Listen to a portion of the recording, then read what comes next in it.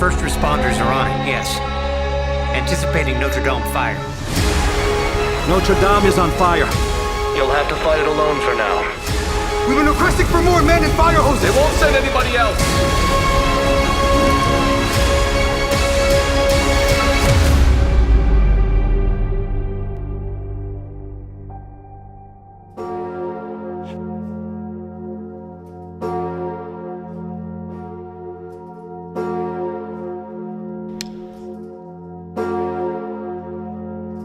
La réalité est d'abord incroyable, c'est-à-dire pas croyable, au point que si j'avais écrit un scénario comme ça sur un incendie, j'aurais jamais osé raconter cette pile d'événements, de suspense, d'émotions, de tragédies, de bizarreries. Là, c'est absolument insensé.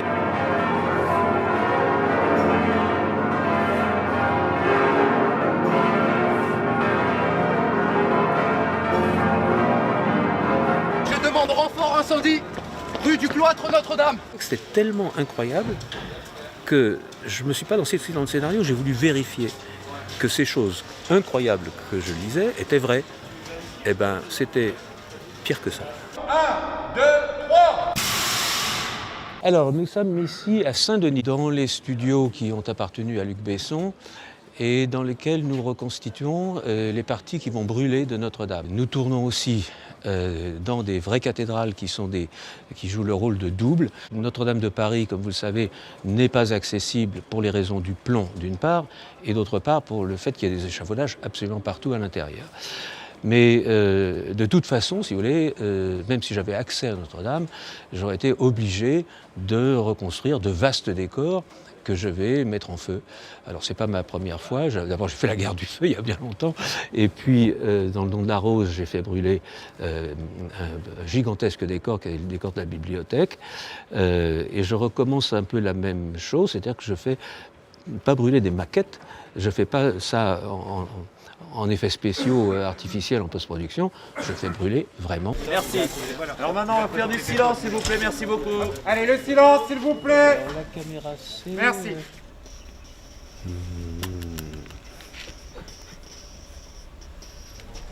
Beaucoup de mes confrères sont un peu effrayés par le studio, mais c'est formidable le studio parce qu'on fait fabriquer ce dont on a besoin pour l'histoire. Le décor est fabriqué pour les axes de la caméra, les axes futurs. Là, pour des scènes de comédie, j'ai fait construire l'escalier parce que c'est très compliqué dans les vrais escaliers de mettre une caméra, il n'y a plus de place.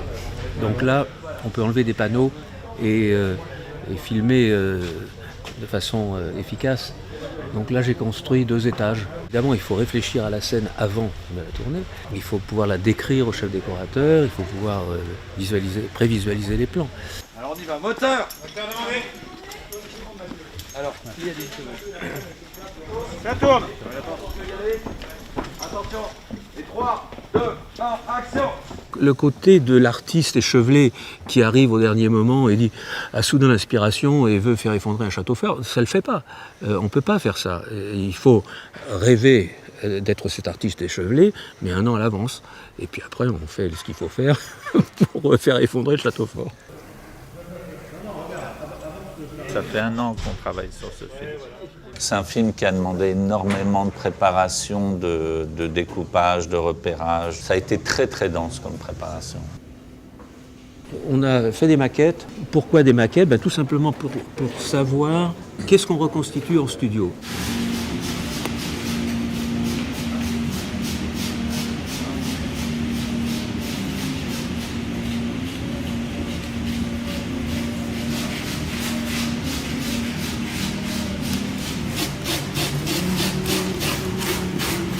Le temps de préparation énorme, c'est que les décors sont très chers. Il a fallu vraiment détailler au maximum le découpage de Jean-Jacques, ce qu'on était capable de construire. Donc ça reste des très gros décors, mais c'est vraiment géré au millimètre. C'est extrêmement précis. Qu'est-ce qu'on fait en réel ? Le plus possible d'effets spéciaux en réel. Qu'est-ce qu'on fait en numérique ? Ce décor-là, personne ne peut imaginer que c'est du studio, tellement c'est bien fait. Évidemment, j'ai un très grand chef décorateur qui est Jean Rabas et qui est absolument formidable. Là, il y a une qualité de patine qui est extravagante. C'est absolument magnifique. Comme pour tout ce qu'il a construit d'ailleurs. Action. Ah merde! Monte, monte, monte! Monte! Ouais, monte!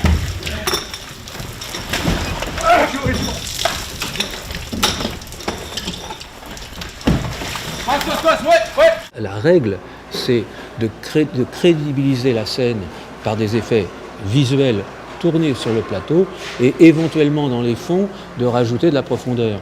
J'en ai parfois besoin, évidemment quand je tourne en studio et qu'on regarde vers Paris, j'ai besoin d'un fond bleu et de rajouter Paris. Mais la plupart du temps, quand je suis dans l'autre sens, j'ai besoin de rien du tout. Quand on fait tout sur fond bleu, quand on imagine trop d'effets spéciaux a posteriori, les acteurs sont moins bien. Ça prend un temps fou, ça coûte une blinde et au bout du compte c'est moins bien. Ils sont en plâtre, ces cloches. C'est le seul matériau qui résiste à cette chaleur. Et t'as rajouté du guano dessus pour que ça soit encore plus réaliste. Ah, ça c'est la touche personnelle, c'est ma signature. En fait ce beffroi c'est vraiment Notre-Dame, plus la cathédrale de Sens, plus la cathédrale de Saint-Denis. Voilà, avec tout ça on a notre décor. On triche, on est des gros menteurs en fait. Mais on est sincère dans notre mensonge. On raconte une histoire, on ne fait que ça. Tout le reste, c'est du pipeau. C'est le décor du transept nord, donc c'est vraiment un tout petit bout de la charpente de Notre-Dame. Et ce matin, on a commencé à mettre le feu. C'est la première étape du feu de la toiture de Notre-Dame. Donc on est assez excités de commencer à mettre le feu à tout ça.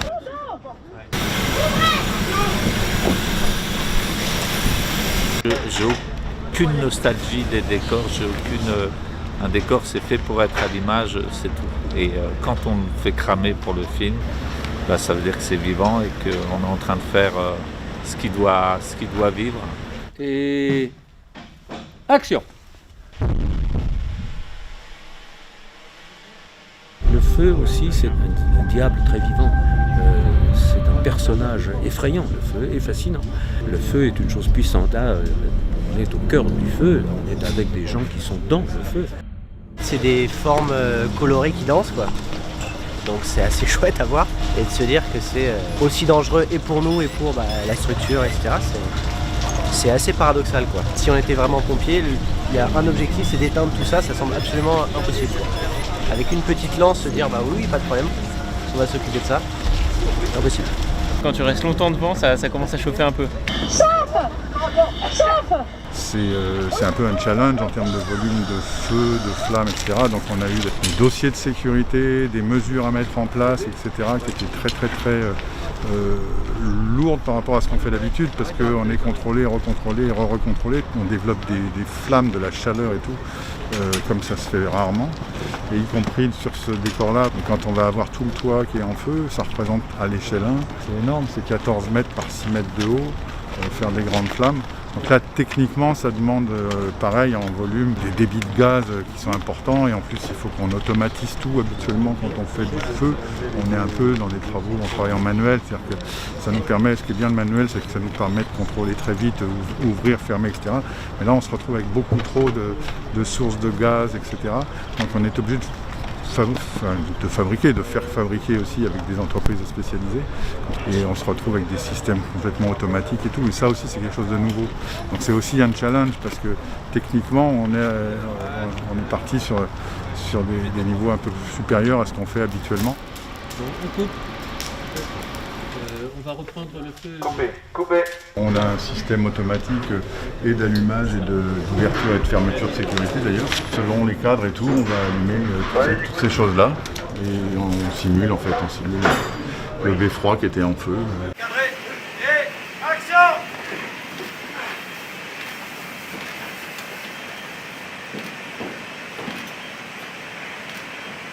Réitère, beffroi nord, demande de pylône supplémentaire.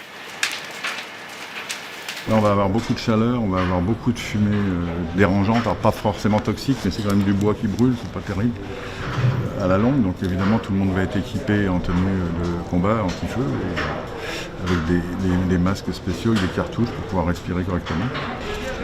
Pendant les séquences, il y a des pompiers qui arrosent.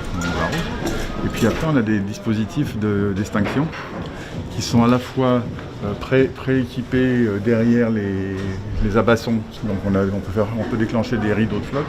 On va avoir des pompiers à chaque étage avec une lance établie. Et là, on a une grande échelle de pompiers avec une grande lance peu arrosée qui peut nous faire un espèce de gros parasol de pluie par-dessus si jamais ça partait en cacahuète. Allez, on va tourner. On envoie les flammes.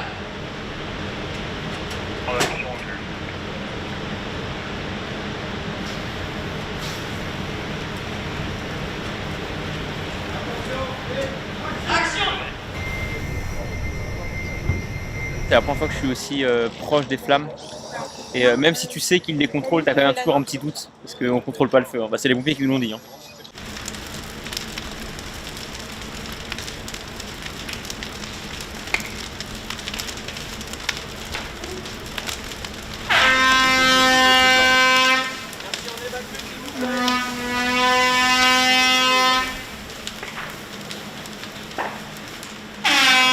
Du moment où on entend l'action, que les flammes sortent, que l'eau sort et tout, là c'est top adrénaline, il n'y a plus de tournage, c'est juste nous face au feu, quoi. Je tiens à ce que le film ne raconte pas de bobards. Je crois pouvoir dire que 95% du film, c'est la vérité. Il fallait effectivement se mettre dans la tête qu'on était sur un film et pas un reportage. Et ce fameux compromis entre qu'est-ce qui rend bien cinématographiquement et qu'est-ce qui est proche de la réalité, voire réalité. Et là, il va te donner les consignes. D'accord, mais il y a d'abord lui qui sort et ensuite moi je lui donne son... C'est ça. D'accord.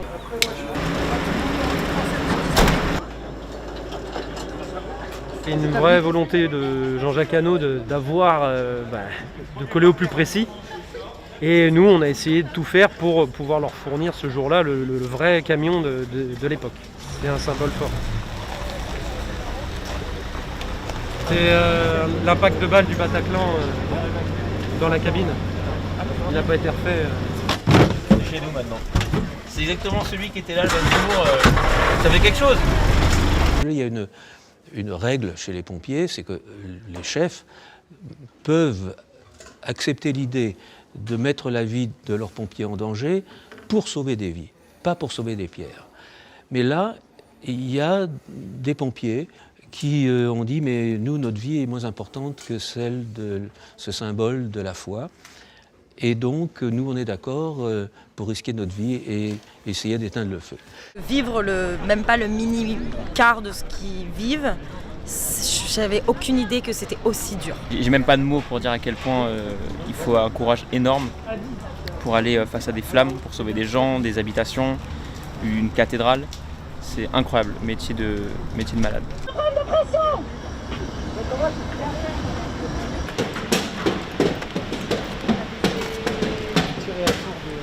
On a fait 2 immersions à la caserne de Grenelle et au centre de formation de Saint-Denis. Mais on a une immersion, nous on a fait pas mal de sport avec les gars pour créer une cohésion aussi, quoi. Pour faire connaissance et se mettre un peu dans le bain, quoi. Hey, cousine, t'es belle comme une aubergine. Toujours tomate au rayon patate. Connais. En vrai, on se rend compte qu'on n'aurait pas forcément eu l'occasion, sans ce tournage, de côtoyer ce métier, d'apprendre des trucs et de finir à cette place, parce que je pense qu'il n'y a pas beaucoup de gens qui peuvent, à part les pompiers. Et du coup, ça permet de se rendre compte vraiment de la difficulté en vrai du métier. La chose qui me touche beaucoup, c'est que les pompiers qui étaient là, qui étaient sur le site pendant le feu, dans tous les décors où ils viennent, ils disent oh, mais c'est incroyable, ça nous donne la chair de poule, c'est la même chose, on s'y retrouve. On voit pas mal de feux quand même, mais durant notre carrière, bon là c'est vrai que c'est le cinéma, c'est gigantesque quoi. Hein. Je suis très content qu'ils s'y retrouvent et qu'ils me disent pas ah non c'est pas du tout comme ça, le décor c'était beaucoup plus petit ou beaucoup plus grand. Non. Je suis très content de voir qu'ils retrouvent 1 an ou 2 ans plus tard l'émotion de ce qu'ils ont vécu sur place le 15 avril. Et moi mon but c'est d'honorer ces mecs qui l'ont fait vraiment, quoi. Ouais. Dans ce moment-là où tu es encore un peu dans la merde, c'est là que tu peux répondre. ce que tu m'avais fait à la première répétition sans flamme. C'est pour ça que je ne t'ai pas donné d'autres indications, parce que c'était très bien. Moi, c'est une partie de mon enfance, ces films de Jean-Jacques Hano, quoi. Avec l'ours, 7 ans au Tibet. Donc, du coup, je me disais, c'est cool, on va faire partie d'un bout d'histoire cinématographique, quoi. Voilà, regarde, on dirait un prisonnier. J'ai déjà fait cette scène dans 7 ans au Tibet. C'est assez fou de travailler avec lui. C'est quelqu'un qui va tout faire pour le film. Ça sera le film d'abord. Il aime bien aussi nous mettre en situation. D'ailleurs, il ne fera pas plus de 2 prises ou 3 maximum avec les premières réactions, les premières émotions qui montent. Je crois parfois, en fait, j'ai l'impression de faire un film documentaire. Non, c'est bon. On continue. Lui, il est derrière son combo, donc il a les 3 caméras. Il est donc entouré de monde, il voit le truc en direct. S'il est touché, même devant cet écran-là, il sait que le spectateur va l'être. Dans le contexte du tournage, qui peut être un torrent d'animation, il arrive à savoir quand ça va être touchant et tout. Et ça montre le professionnalisme et l'expérience. Et ça, c'est très impressionnant. Et on coupe, et elle est bonne, on peut aller bouffer. Monsieur Jean-Jacques Hano, il a à cœur de faire les choses bien et d'être précis sur toute la partie pompier, quoi. La journée va être chaude. Il est hyper fort. Mais ce qui est hyper impressionnant, c'est la gestion des problèmes, quoi. Personne ne comprend rien. Et lui, il a l'idée qu'il faut, au moment où il faut, et ça marche à chaque fois. Et hyper sereinement, sans jamais engueuler personne, très calme, il y a vraiment un sens de direction, c'est un bon capitaine. Il n'y a aucune raison de se stresser, si ça ne marche pas, on recommencera. Mais il n'y a pas de raison que ça ne marche pas. J'ai compris depuis longtemps que c'était pas la peine de s'énerver, ça ne servait à rien. C'est de l'énergie gaspillée. Je sors, j'ai la lance, je le vois, je m'élance, donc du coup je pose la lance et j'y vais pour l'aider d'abord. Et après il me dit non, ça machin, je reviens, je prends la lance et je commence à arroser d'ici ou plus loin où tu verras. Ouais. Et il nous aide vraiment, nous comédiens, je pense que les autres seront d'accord, mais à nous remettre dedans au moment où on tourne, etc. Et ça c'est hyper utile d'avoir un vrai partenaire comme lui là-dessus voilà, on raconte 1000 histoires ensemble comme ça.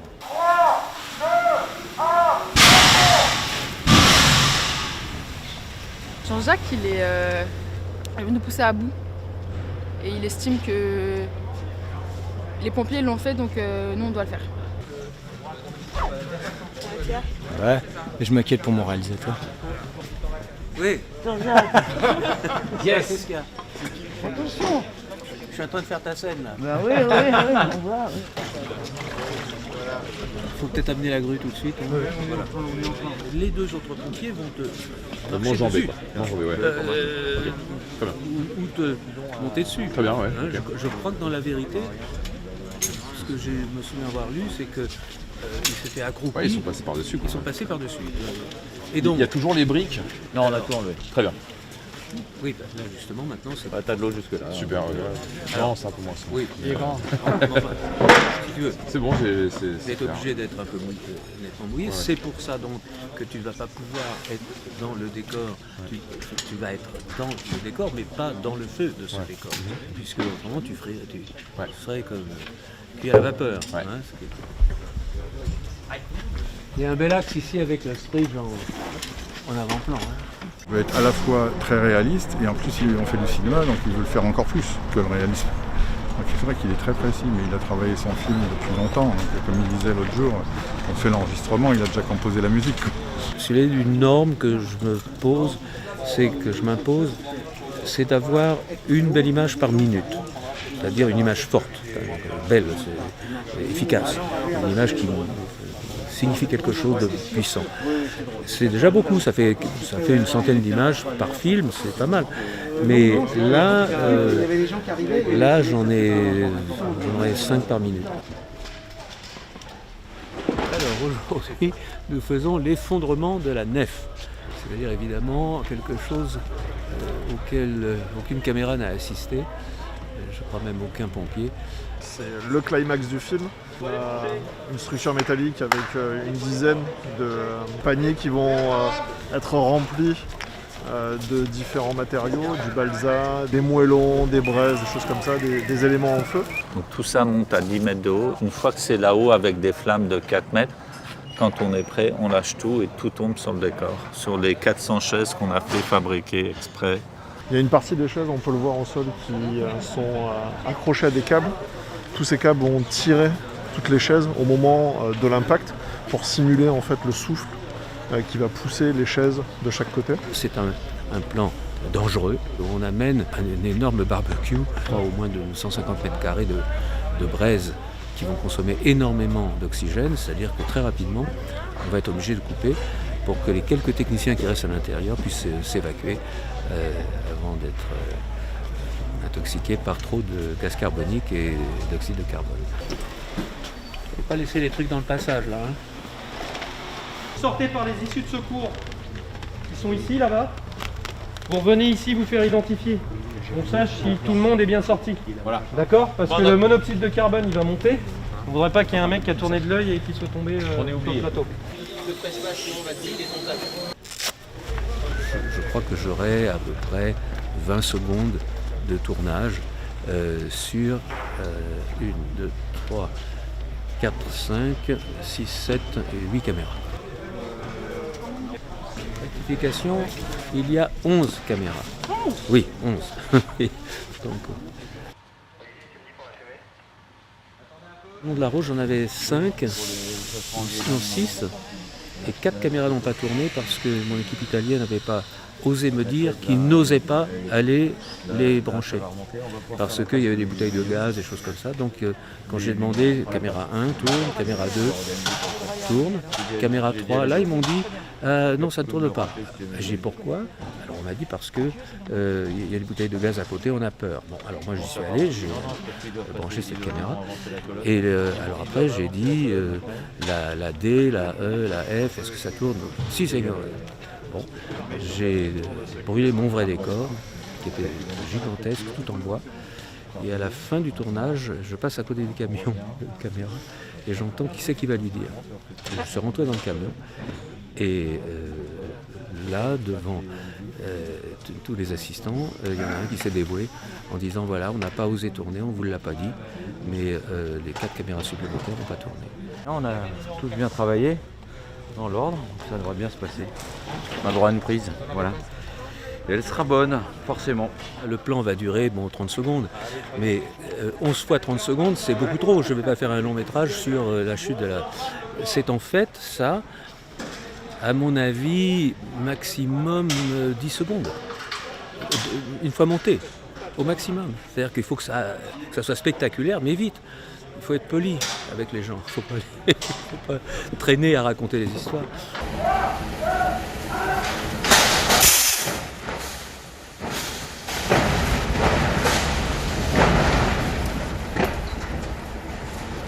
C'est la grande roue d'évacuation. Allez, les points de Attention pour passage ici, l'évacuation. s'il vous plaît.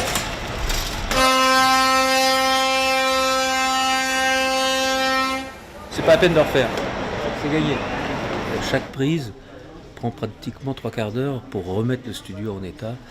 Et on a beau avoir des masques et tout ça, l'oxyde de carbone est quand même extrêmement dangereux. On est obligé de galoper en fin de prise. On court, on ouvre les portes bien grandes et on attend que ça se passe. Voilà, donc voilà comment on raccorde ces différents décors. Ça va marcher très très bien tout ça, ça va être très bien. C'est super. Bon, le next, c'est quoi? J'ai fait déplacer les colonnes, on replace les caméras, on est en train d'harnacher le cascadeur et on va bientôt passer en répétition.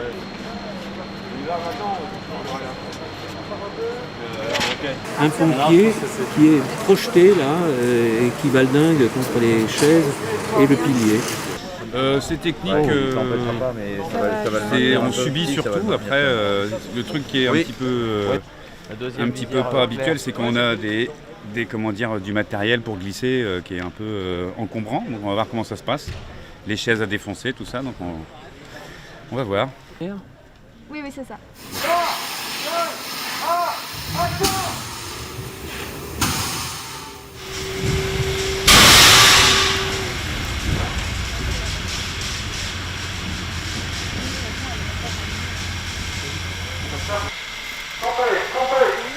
J'ai pris un putain de shot dans le dos avec la bouteille là. Bon, je ne souhaite pas qu'on la fasse 15 fois quand même. Hein. Je te le souhaite pas non plus. Ça va, ça va. Comme Jean-Marie. Vous, ça vous va? Ah, très bien. Ah bah super. Action!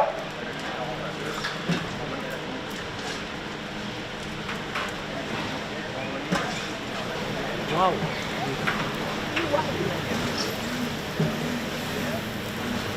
Faudrait que je rajoute un petit peu de pluie L'escarbille. Oui, d'escarbille. Ouais. Superbe journée. Absolument magnifique. Non, le feu c'est photogénique, il faut dire. Et puis un beau travail de caméra. Donc voilà, on est très contents. Le personnage principal, c'est la cathédrale. C'est-à-dire que même les grands rôles sont des grands rôles annexes, puisque en fait c'est l'histoire d'une victime, si vous voulez. C'est l'histoire d'une victime qui est très mal en point et les secours n'arrivent pas. Donc c'est un peu comme ça qu'il faut le lire. Et que la personnification de ce bâtiment, eh bien c'est cette Vierge, puisque la cathédrale lui est dédiée. C'est Notre-Dame de Paris. Et donc cette Vierge qui est au coin du transept, sous le pied du transept, a un rôle, j'ai envie de dire, de témoin de ces événements qui, je le rappelle, pendant des heures, étaient complètement catastrophiques, avec la conviction que la cathédrale allait s'effondrer. Je ne pense pas qu'il y aura un autre film de feu avant longtemps de cette dimension-là.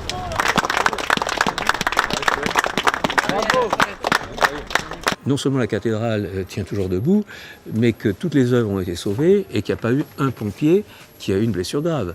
Donc si vous voulez, beaucoup de gens disent mais c'est un miracle, et ce sont la plupart du temps des gens qui ne vont jamais à l'église. Donc si vous voulez, il y a quand même quelque chose d'un petit peu surnaturel et de très positif. Parce que bon, oui, bien entendu, il y a eu un drame, mais c'est un drame qui aurait pu être un absolu désastre. Ce caractère complètement planétaire du drame ajoute une dimension forcément au film. C'est-à-dire que c'est pas l'incendie d'un immeuble, c'est pas l'incendie d'un parking, c'est l'incendie d'un symbole. C'est coupé, on y retourne.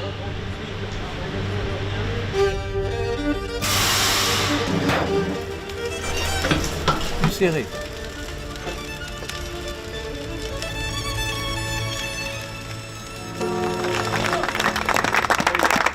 Dernier plan, super réussi à tous. Dernier plan magnifique. Synchronisme formidable. Ouais. Et arrivé au moment où ça pète. Se fracassait. Ouais. Merci à tous. Merci.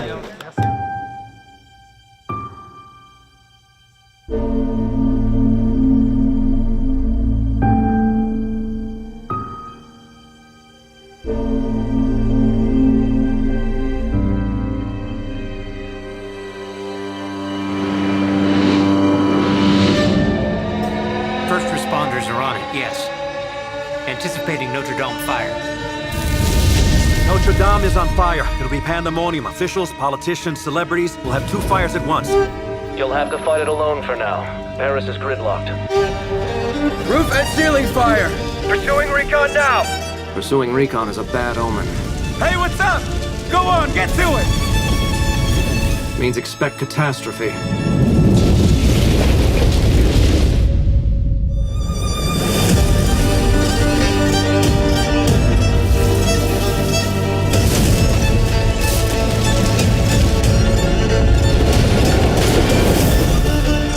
Get a few guys on that terrace, sir. So I believe we'll make it. General, sir, my men and I volunteer. Colonel, sir! We've been requesting for more men and fire hoses! It's just us five!